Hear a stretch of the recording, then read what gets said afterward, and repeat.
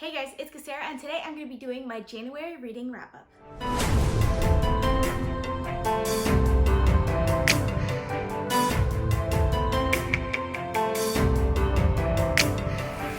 Alright, so I read quite a bit of books in the month of January, so I'm just going to jump right into it with my reading stats for the month of January.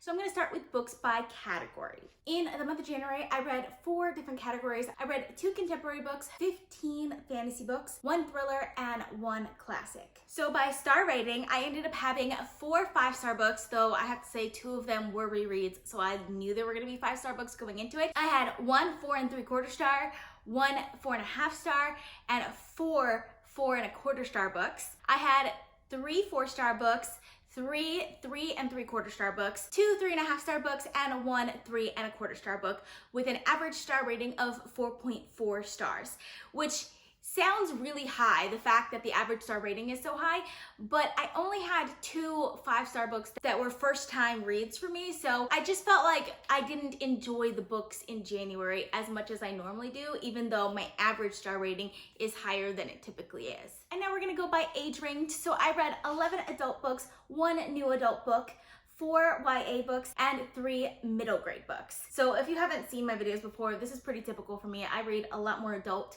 than most of the other age ranges. And then we're gonna go by page count. I'm gonna put a thing up here on the screen so you guys can see kind of how my page count came out. But the average page count for all of the books that I read was 438 pages, which generally I'm in the low 400 range, usually between like 4 and 410. So it is a little bit higher than it typically is. So next we're gonna talk about books by medium. So that is talking like hardcovers, paperbacks, ebooks, or audiobooks. So I ended up reading 3 hardcovers, 3 paperbacks, 1 ebook, and 12 audiobooks, which is pretty typical for me also because I tend to read a lot more audiobooks than I do any of the other types of books. I am trying very hard to get like an even like 50-50 ratio between my audiobooks and my physical books because I own most of the physical books, and when it comes to audiobooks, I generally borrow most of my audiobooks. So I want to try and finish more of the books that I own, but that has not worked out very well for me so far. So next, we're going to talk about the source of where I get my books. So I had 6 books that I owned. 10 books were borrowed from the library. I got 2 books from Audible and 1 book from NetGalley. Next, I'm going to kind of talk a little bit about the authors. I'm going to put a little thing on the screen here so you can see kind of like all the authors that I read from this month.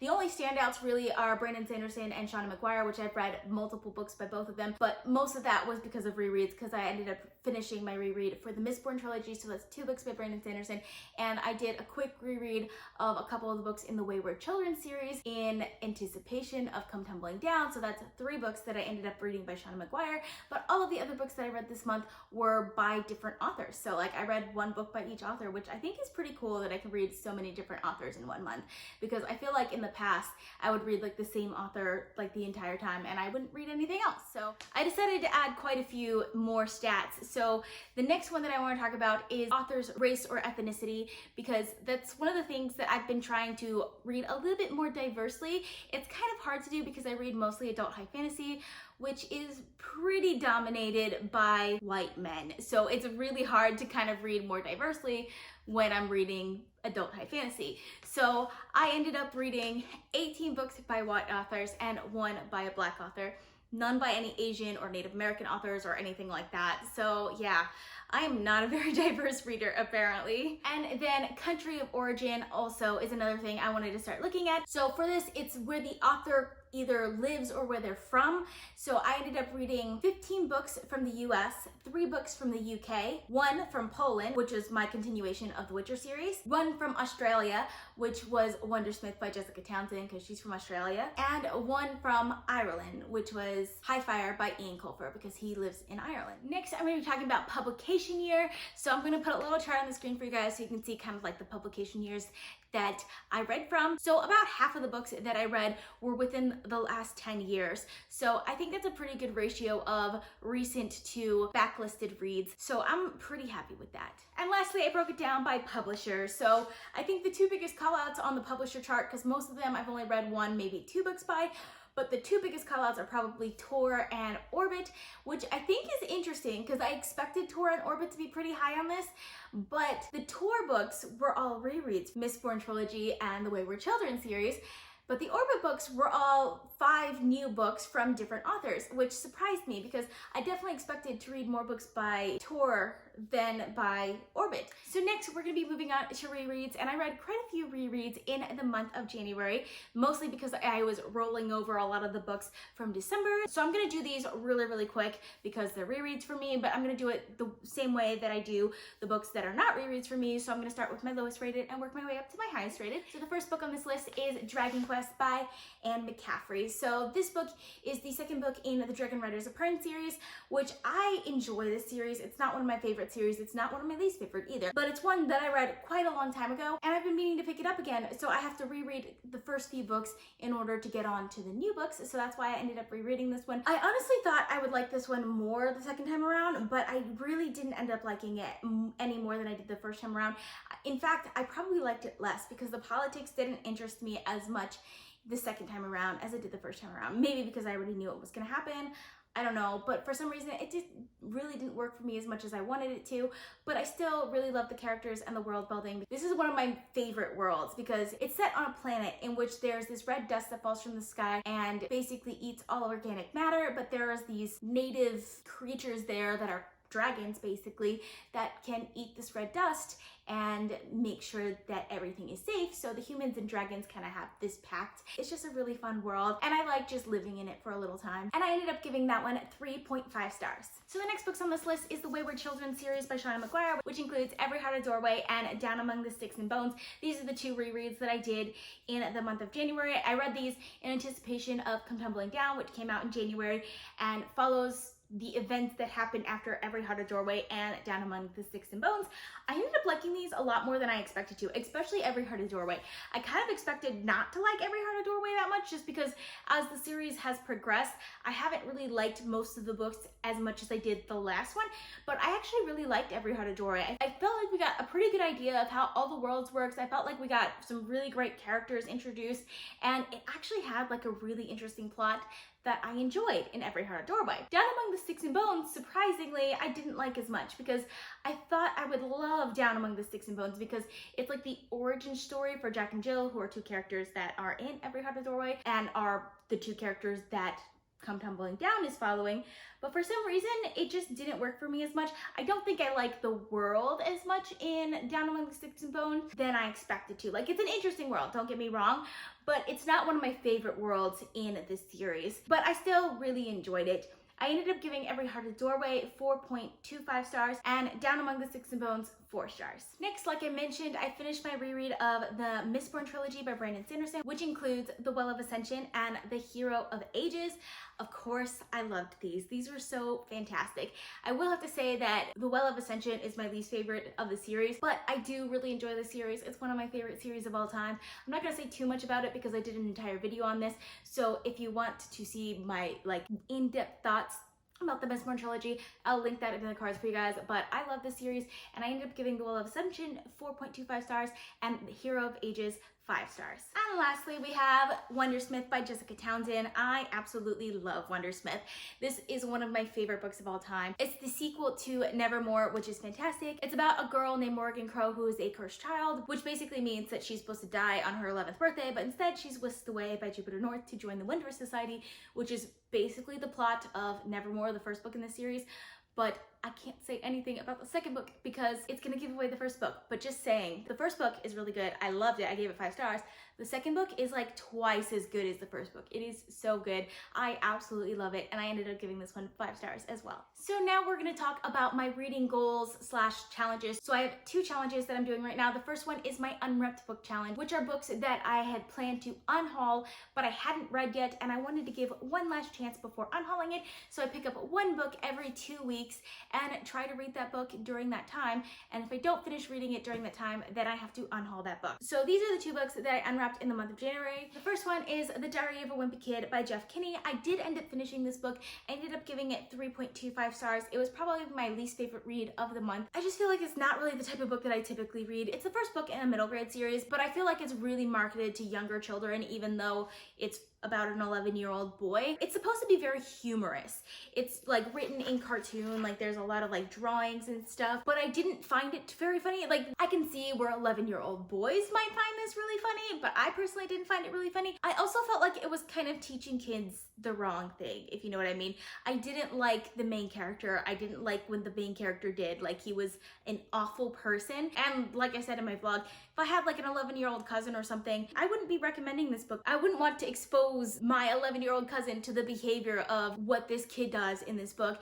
And I felt like I would have liked it more if he like learned from his experience, but I feel like he didn't even really learn from his experience. Like he comes close to learning from it. Like he comes really close to it and then just kind of doesn't. So that really annoyed me at the end as well. That being said, it is a fun, lighthearted book, and I think it would really work for 11-year-old boys. And the second book that I unwrapped was When We Collided by Emery Lord, and I did not read this one. I don't even know what this book is about. Like, I had originally just bought it because of the cover and it was really cheap on Book Outlet, but like, I'm honestly just not that interested in reading it, so it's gonna be an unhaul. And the other challenge that I'm participating in is my fantasy book series challenge. So for that challenge, I wrote down the names of 24 fantasy book series that I've been dying to read, and I pick 2 of them out of the mug every month, and I have to read the first book in that series. I don't have to continue on with the rest of the books in the series if I don't want to, but I have to read at least the first book in that series. So the first series that I picked out in the month of January was The Dagger and the Coin by Daniel Abrams. The first book is The Dragon's Path, and I did end up enjoying this one. I was excited for this one because Daniel Abrams is part of the author duo that's James S.A. Corey that wrote the Expanse series. So like, I was really excited to read more books by him. I actually liked this more than I was expecting, because after my January TBR, I got a lot of comments about how the first book in the series is not so good, but the rest of the series is like really good. And that actually makes me really excited to continue on with this series, because I actually really enjoyed the first book. I gave it 3.75 stars, so I didn't give it that great of a rating, but I did really enjoy it. I like the characters. I'm really interested in the world building and seeing where that goes in the rest of the series, but the plot didn't really do it for me in this one. It did have some interesting politics, which I enjoyed, but the overall plot I feel like didn't really work for me.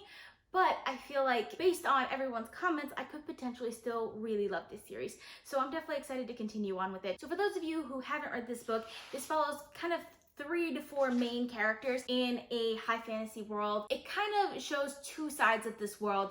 One that is kind of like the money side and the banking system and things like that, and then the other side, which is more like the military side with swords and fighting and things to do with the noble houses. So I liked that it had both of those aspects and how they contrasted with each other. I think it was really interesting, and I'm definitely excited to continue on with this one. And the second series that I picked out of the mug in January was The Books of Babel by Josiah Bancroft, the first book being Senlin Ascends, and unfortunately I didn't like this one as much as I wanted to. Like, everyone seems to love this book, and I kind of understand why, because it has a killer plot. This book is fast-paced and action-packed and highly consumable. Like, every time I picked up this book, I could not stop reading it. But when I did stop reading it, I would think back to what I just read and I was like, that really wasn't as good as I thought it was while I was reading it. And I think part of that is just because it's so plot-driven, which I used to be a really plot-driven reader like 5 to 10 years ago, but I'm really not anymore. I need interesting characters and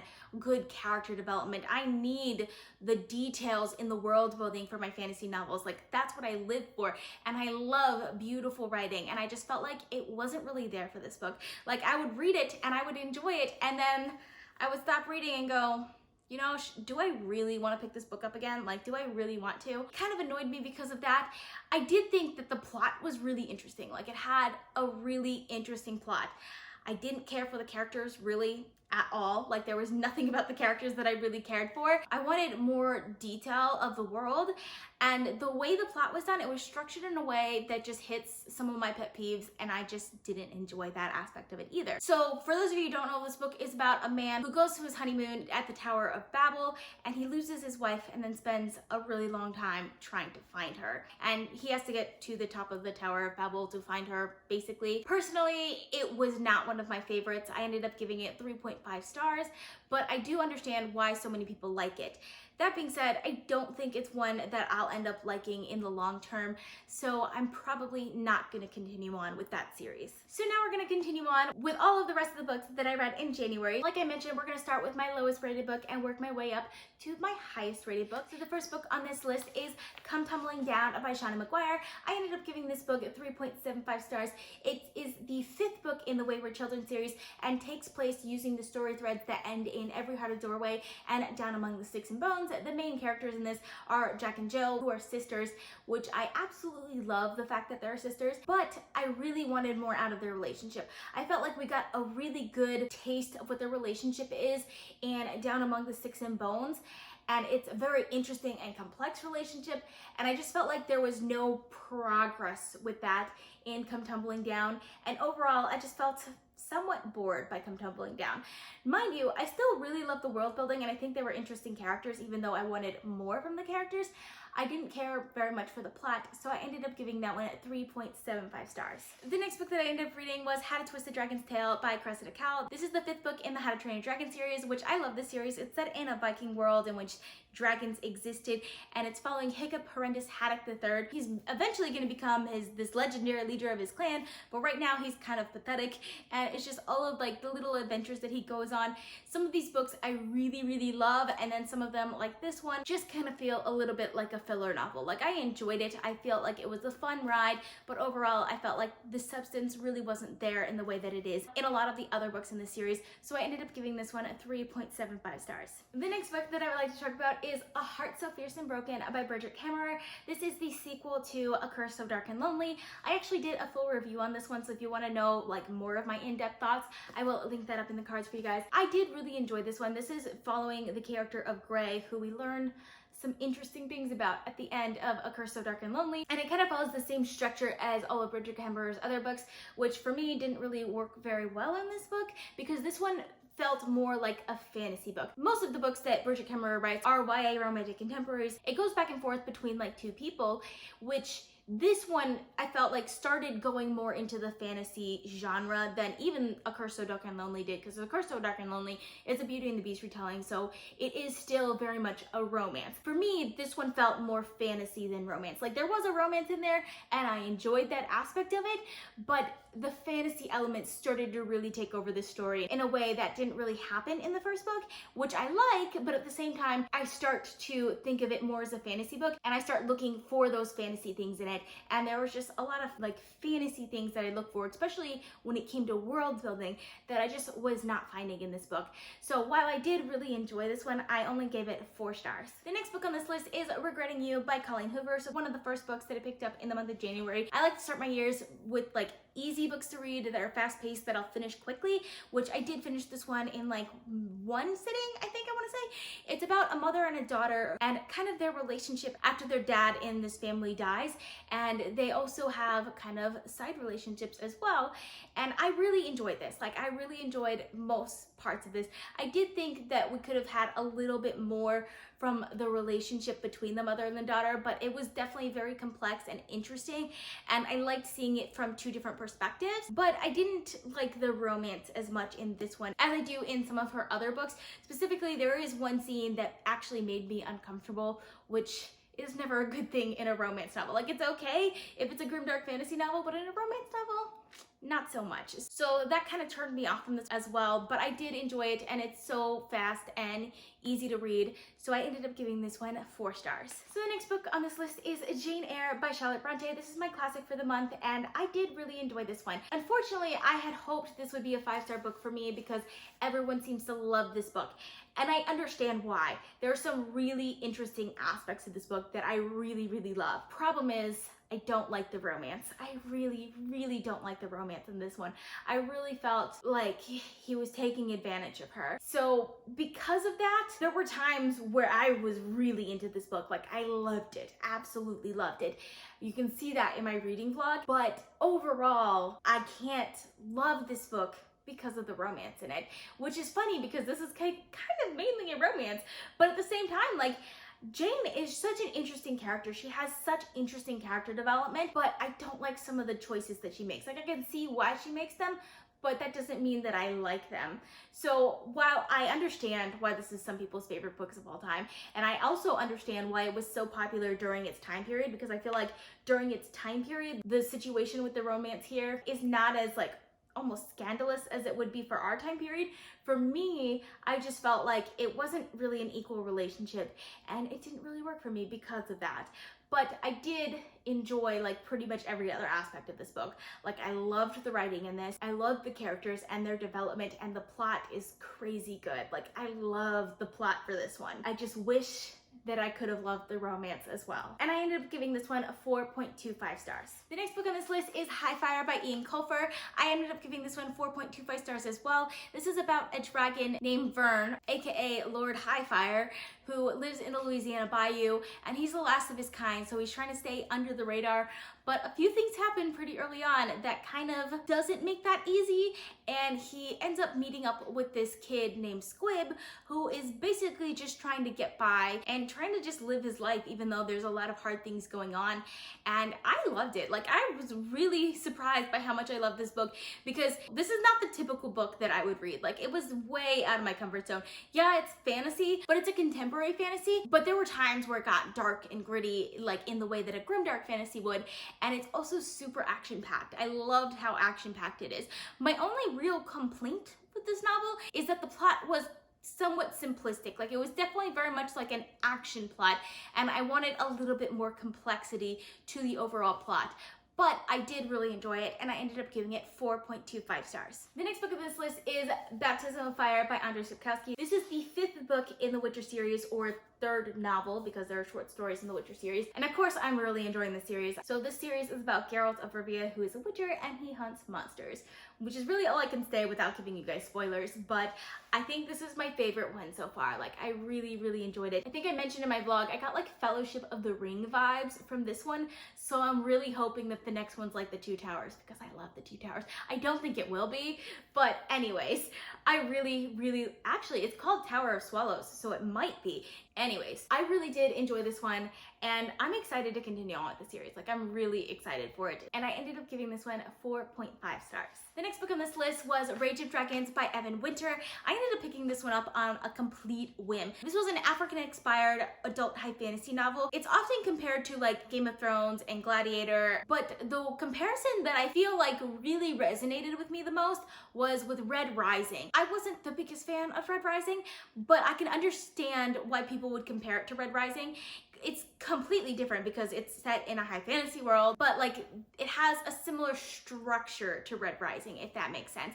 And I really, really enjoyed that aspect of it. It is action-packed and fast-paced, and I absolutely loved it. Like, I couldn't put this book down. It also has some really interesting world building that I enjoyed, and I'm excited to see more of. I'm definitely excited to read the next book in the series, which is coming out this year. I ended up giving this one a 4.75 stars. The next book on this list is The Return of the Key by Ruth Ware. So I feel like this book is not for everyone. This is a domestic thriller novel. She's in jail at the beginning of the novel because she's accused of killing one of the girls that she was babysitting, and she's writing letters to her lawyer, basically telling the story of what happened and how she's innocent.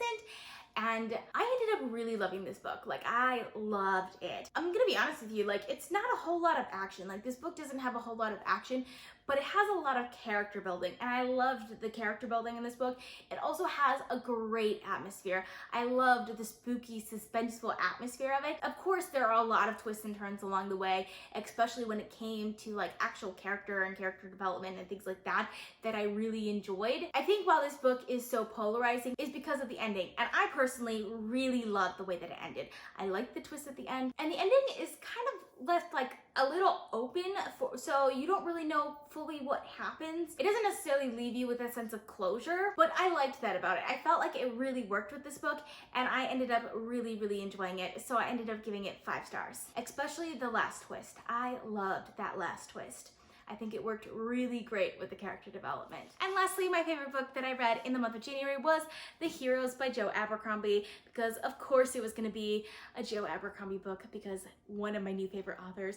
I absolutely love The Heroes. I will say that while I was reading it, I hadn't expected to give this book 5 stars. Like, I didn't really plan on it. This book is set kind of in the north, following those northern characters because the north is at war, and it's all set in one particular battle, which I actually like the fact that it's set in one particular battle, but the northern characters aren't really ones that I care as much about than some of the other characters in the series. Because of that, and it was mainly focused on the action side of the story, I didn't think I would end up liking this as much as I do most of the other books in this series, because I really love more the political side of the story. But the politics in here are really good, especially the ending. I love the politics towards the end of this book, so I ended up giving this one 5 stars as well. First law book. Obviously, I'm gonna love it because it's dark, gritty, lots of action, and great characters that I absolutely love. Like, every book in this series so far, I've absolutely loved, and I can't wait to continue on with it. So that is all I have for you guys today. If you've read any of these books, let me know down in the comments. I would love to discuss with you guys.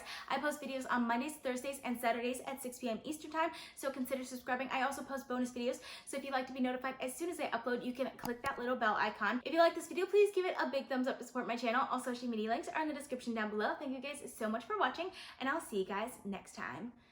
Bye.